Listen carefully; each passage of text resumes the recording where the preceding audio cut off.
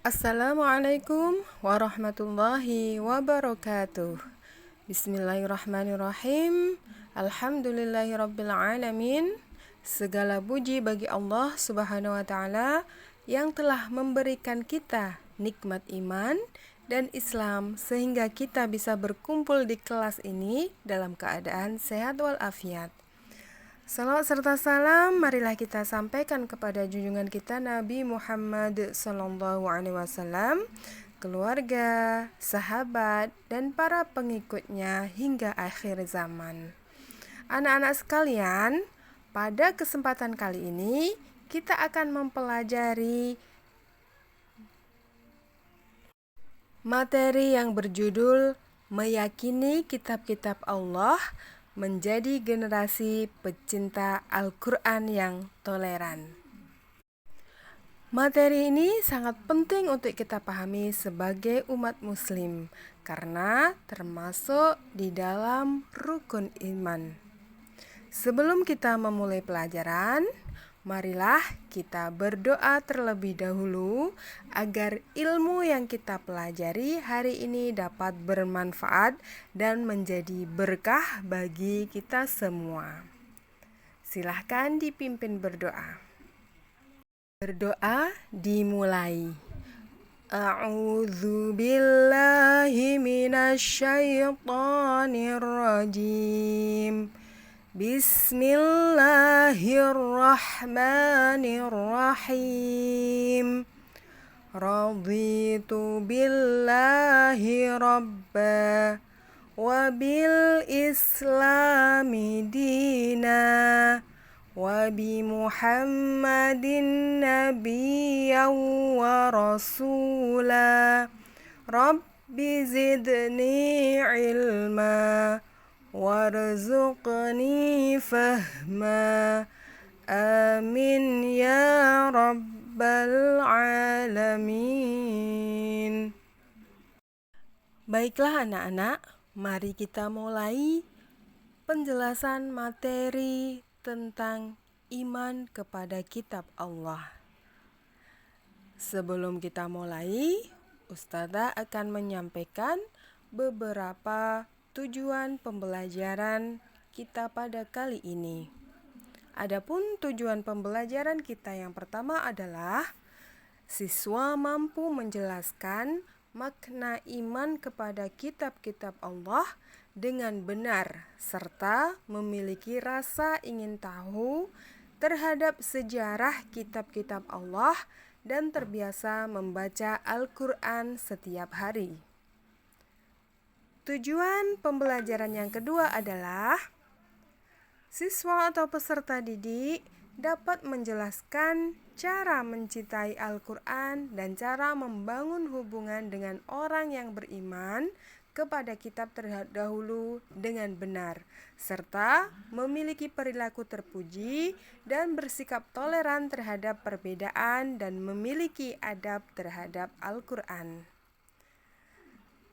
Tujuan yang ketiga adalah peserta didik dapat membuat infografis atau timeline diturunkannya kitab-kitab Allah kepada para nabi dan rasul dengan benar, serta tumbuh sikap mencintai Al-Quran dan memiliki sikap menghargai kitab suci agama lain.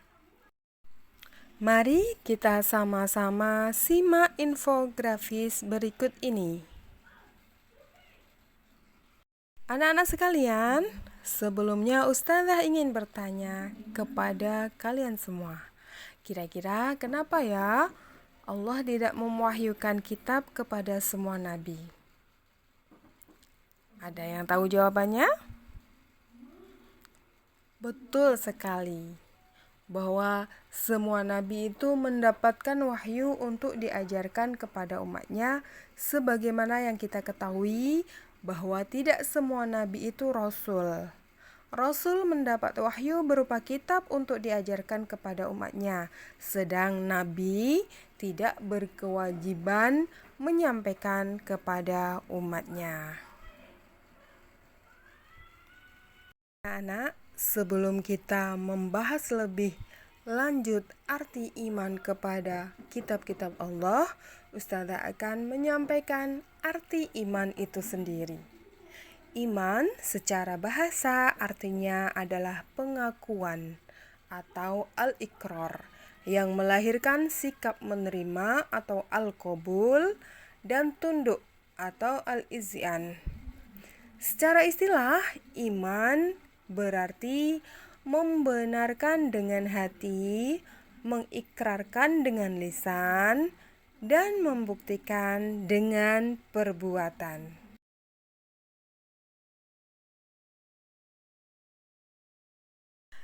Setiap muslim wajib beriman kepada semua kitab yang diturunkan oleh Allah Subhanahu wa Ta'ala kepada para rasulnya, baik secara ijmali atau global maupun secara tafsili atau terperinci. Cara mengimani kitab Allah secara tafsili atau terperinci berarti mengimani penjelasan Al-Quran dan hadis yang menyebutkan kitab Allah secara terperinci, seperti nama kitab, nama Rasul penerima, dan lain-lain. Cara mengimani kitab Allah secara ijmali atau global yaitu meyakini bahwa Allah menurunkan kitab kepada para rasul tanpa harus mengetahui nama kitab dan rasul penerimanya. Nah, apa kira-kira arti iman kepada kitab terdahulu? Iman kepada kitab terdahulu memiliki arti meyakini isi kandungan yang sesuai dengan Al-Quran saja. Meskipun demikian, kandungan yang tidak sesuai tidak berarti salah, hanya berlaku pada zamannya saja. Lanjut ke subbab berikutnya, yaitu kitab-kitab Allah dan suhuf. Kitab-kitab Allah yang pertama yaitu adalah Taurat. Taurat diturunkan kepada Nabi Musa alaihi salam di Bukit Turi Sina pada abad ke-12 sebelum Masehi, berbahasa Ibrani sebagai petunjuk untuk Nabi Musa dan nabi-nabi kaum Bani Israel sampai dengan Nabi Isa alaihi salam. Adapun kitab Allah yang wajib kita yakini yang kedua adalah Zabur. Zabur diturunkan kepada Nabi Daud alaihi salam pada abad ke-10 sebelum Masehi di Yerusalem, Israel. Dalam memutuskan suatu perkara masih menggunakan kitab Taurat. Namun Allah menurunkan kitab Zabur yang terdapat di dalamnya ada 150 surah yang berisi tentang nasihat, hikmah, pujian, dan sanjungan kepada Allah Subhanahu wa Ta'ala. Suhuf. Apa itu suhuf? Suhuf adalah lembaran yang diturunkan oleh Allah kepada Nabi Musa alaihissalam dan Nabi Ibrahim alaihissalam. Jumlah suhuf Nabi Musa adalah 10 lembar dan Nabi Ibrahim juga 10 lembar. Ajaran suhuf yang terdapat di Al-Quran Surah An-Najm ayat 36-41 adalah sebagai berikut. Yang pertama, seorang yang berdosa tidak akan memikul dosa orang lain. Manusia hanya memperoleh apa yang telah diusahakannya. Perbuatan manusia kelak akan diperlihatkan kepadanya. Dan yang terakhir adalah perbuatan manusia akan diberi balasan kepadanya dengan balasan yang sempurna.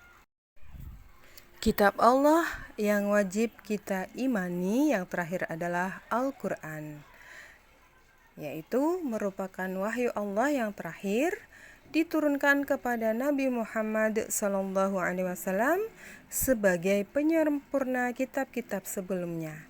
Diturunkan secara mutawatir atau berangsur-angsur selama 22 tahun, 2 bulan, 22 hari, sebanyak 114 surat.